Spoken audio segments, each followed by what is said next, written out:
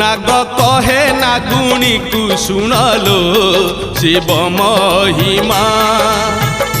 नाग कहे नागुणी को सुनलो शिव महिमा शिव ठारे की शक्ति अछिलो शिव ठारे की शक्ति अछिलो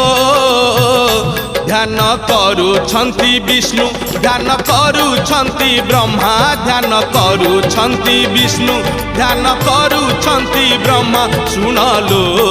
शिव महिमा नाग कहे नागुणी को सुनलो शिव महिमा।